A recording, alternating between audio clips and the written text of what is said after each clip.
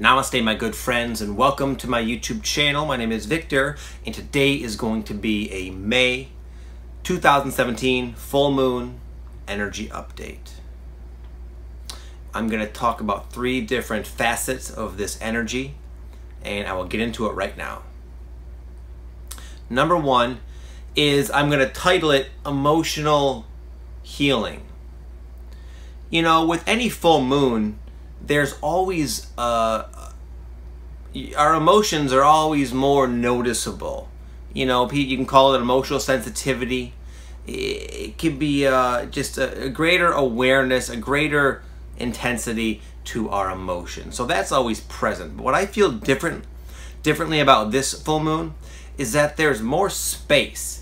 On one hand, there's the emotional sensitivity, which comes along with just about any powerful astrological alignment. But this one in particular, I feel there's more space, more like, wow, I noticed that, but it's like you might find yourself not identifying with it so much. You might start looking at it for what it kind of is, like a foreign energy in your body rather than who and what you are.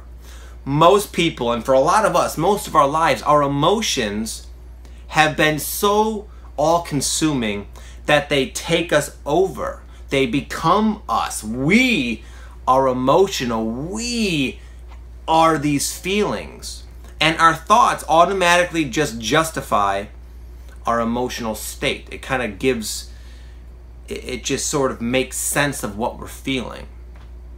But as you start to awaken, you begin to realize that a lot of these emotional states are just sort of a conditioned response to various triggers in your reality based upon the way you learn to cope with life as a little kid.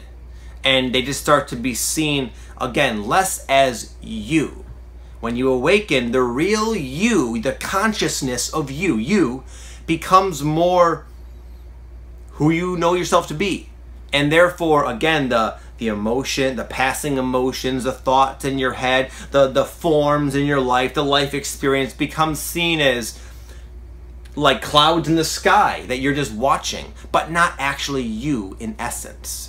So this overall effect will make you, again, where you are aware very much so of your emotions and the different fluctuating emotional states that you might be sifting through as life speeds up a bit during this full moon, but you're going to find yourself, again, not identifying with them, not being swallowed by them, even though they might be very obvious and tense. You're not going to get around that because you're highly conscious. More consciousness means you're just more perceptive and everything is experienced in a deeper, richer way. But again, as the you, who you really are, becomes more obviously seen as the true you, these perhaps intense emotions, again, are going to not be so sticky. This one teacher I'm a big fan of, Oddo, he calls them sticky thoughts, sticky emotions, meaning an emotion that comes up that, again, it's sticky, it clings to you and it takes you over, and then before you know it, you're like hypnotized by it and you're kind of lost back in unconsciousness. I don't think there'll be as much of that. You'll have the effect, the intense emotions, but again, they're not gonna be so sticky. You're gonna be more objective in relation to them, and that's a very positive thing. And that means you're on the road to emotional healing, because once you can break the habit of identifying with these fleeting emotional states, the less they need to play out. You finally allow them to go away, finally. So I find this same overall theme, this overall experience of just noticing in a very calm way, as if it just kind of snuck up on you, just more consciousness, more space, combined with the intensification of life. I think we'll notice this with people and on the world stage. The world, the people, and most people, the world stage, again, for the most part, is resisting these energies. And just like you and I get triggered when we walk around unconsciously, and then there's an issue or some sort of a healing attempting to take place, many times we attract into our lives a situation that provokes us, and there's a bit of like an eruption, a triggering. I think we've been seeing this already for years, but it's just becoming more obvious. And as we progress, especially now, people in the world are getting triggered a lot. It's becoming harder to resist this catharsis attempting to go down in everyone's bodies because of the new energy on the planet. But just looking out there, it can look like people are getting like crazier than ever, more extreme clinging to people's outdated beliefs and just modes of operation. A lot of egos defending themselves and amidst this energy of consciousness, and it can be kind of a wild thing to witness. And because most of us are so sensitive, not only do we see it, but we feel it. We can feel the collective unrest. We can feel when the collective of humanity is going through their own process. But I don't believe, even though it might be more blatant and obvious than ever, it will be less sticky, more like, wow, that's quite a sight I'm witnessing right now. But you know what? I find that I don't care as much. Maybe it's not so apathetic, just more like accepting. Less of taking life and other people's issues and opinions and stances and eruptions and all that. Less taking it so personally.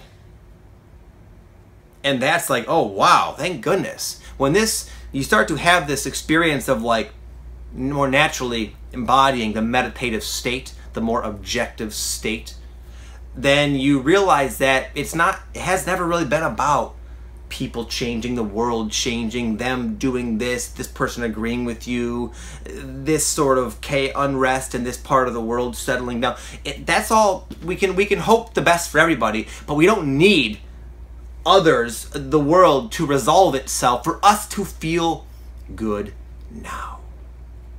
This whole expansion and wave of ascension we've been on has been helping us unburden ourselves and sever the links between us and our reality, making us more in harmony with the one, with everything. And again, when this happened, so that's sort of a confusing way to say we're just becoming lighter, less vibrationally weighed down, and again, able to sort of see all this as if we're watching a movie rather than stuck in the trenches. So what I'm saying is the world is going to continue to go freaking nutty, but you're going to find yourself perhaps not caring as much, not as emotionally affected by it. And number 3, sort of encompassing the whole essence of what I've been talking about, number 3 is just real experiential evidence of how much you have already changed, all the transformation you've already done. A lot of times, this all goes through cycles. We have a cycle of a sudden awareness, a sudden realization of a big part of our life and ourselves that is out of alignment, and we resist it, and it's just kind of like, it's a messy process, and it can just be really, the process of change can be uncomfortable. Oftentimes it is, but there's like a nice little window at the tail end of the process of change where you're like, wow, where you actually get to experience the fruits of your labor and hard work, where you realize that you sort of completed that cycle of change, and now you get to kind of live your life with it. And the way you might notice this, again, is just more consciousness, more spaciousness, more acceptance, more inner peace, regardless of what's happening. It's a time to celebrate. This full moon is sort of a culmination of a lot of hard years of your own hard work. And you'll perhaps be more fond of just the personality and changes, and also changes to your character and overall demeanor and overall state of being. That is, in a sense, far more, again, more important and more rewarding and more exciting than the physical changes in your life. A new job, a new house, a nicer car. That's all good. We will all, as we start to keep going, we'll find ourselves manifesting greater and maybe higher, just more fun physical stuff, you know. But again, that becomes less, even though it's neat and still fun and enjoyable, it becomes less of a focus as you start to just feel good. You're just, wow, I just feel good. It's so exciting to have someone call you a complete asshole and flick you off, and you just don't care. You just keep driving your car because your bliss bubble is becoming less penetrable by the outside world. Again, all just signifying the evidence of the changes you have made. So it is my hope that you guys get to experience it. That's kind of what I'm going through. Again, life is not perfect. Not much is changing. There's always this or that going on, themes coming up, issues playing out. But for the most part, I'm finding myself a lot more detached from it in a positive way. Again, not an apathetic way, like I just am in denial and I don't care. More like I'm just more at peace with who I am, what I am, and where I am. And it is my hope that you guys get to have a little